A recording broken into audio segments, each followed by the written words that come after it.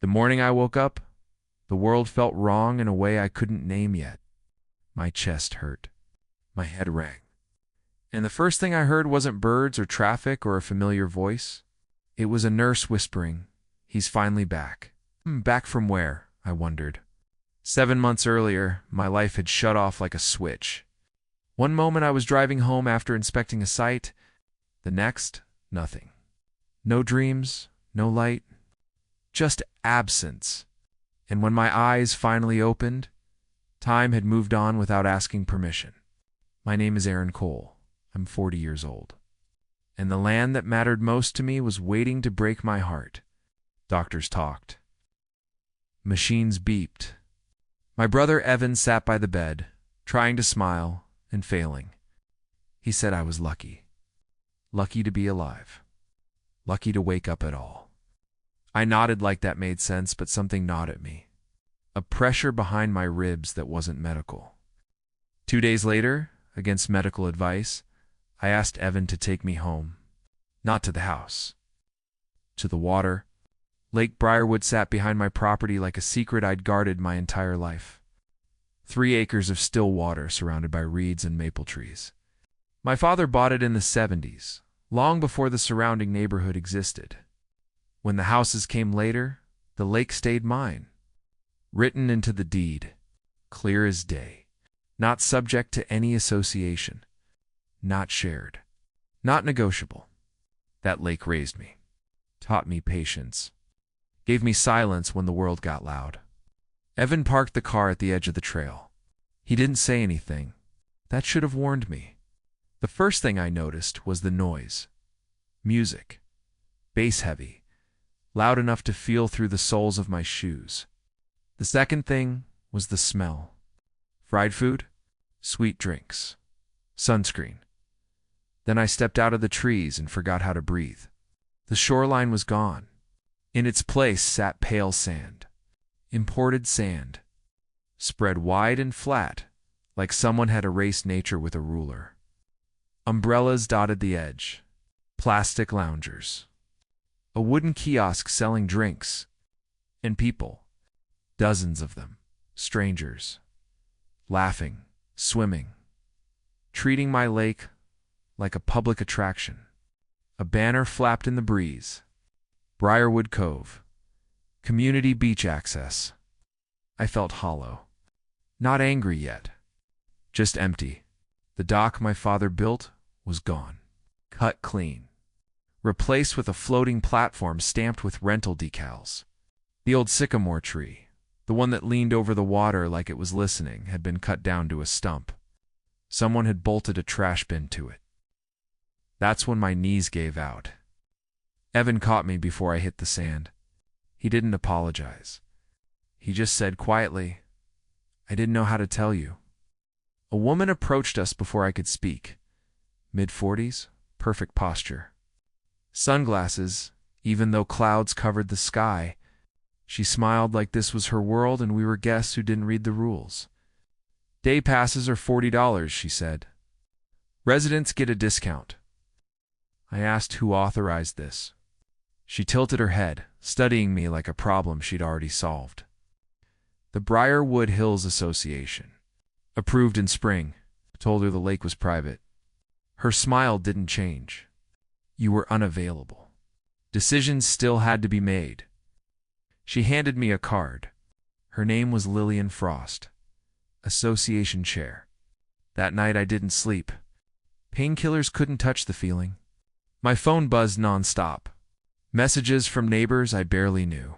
Some apologetic, some annoyed. Most confused? Everyone assumed the lake had always been communal. It hadn't. Evan finally told me what happened while I was unconscious. Papers, meetings, a signature. My temporary guardian had been my aunt, Mara. She lived out of state. Trusted the association lawyer who said the documents were maintenance-related. They weren't. The agreement granted the association operational control for the duration of incapacity and recovery.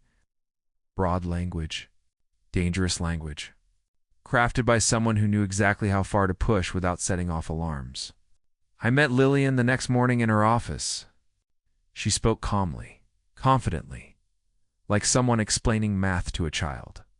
The beach generated revenue, she said, improved property values, built community spirit. I asked about consent. She shrugged. Circumstances required initiative. I asked about the tree. She sighed. Sentimental losses happen during development. I left before I said something that would haunt me later. What she didn't expect was that I'd spent my career in infrastructure compliance, permits, environmental law, zoning loopholes. Paper trails were my language, and her beach screamed violations. No wetlands approval. No shoreline disturbance permit. No commercial use variance. Nothing filed under my name. I started making calls. The environmental office was polite at first, then quiet, then very interested. The building department confirmed what I suspected. 0 permits for the bar, the electrical lines, the retaining walls hidden beneath the sand. I wasn't just angry anymore. I was methodical. A retired surveyor named Paul knocked on my door 3 days later. He lived uphill, had watched the whole thing unfold. They moved fast, he said. Too fast.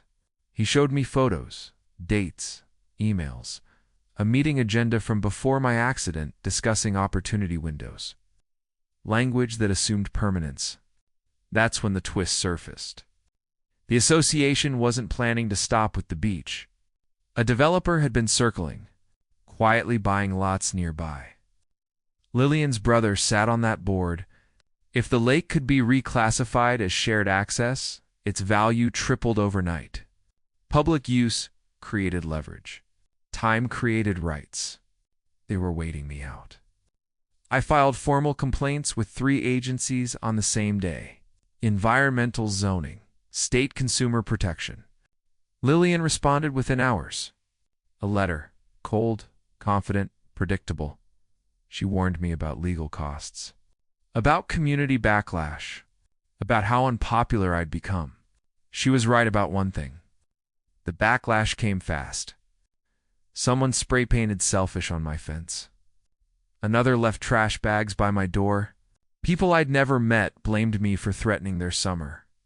Then the hearing was announced. Open session. Mandatory attendance. Lillian didn't cancel it. She thought control meant immunity. The room was packed. Cameras everywhere.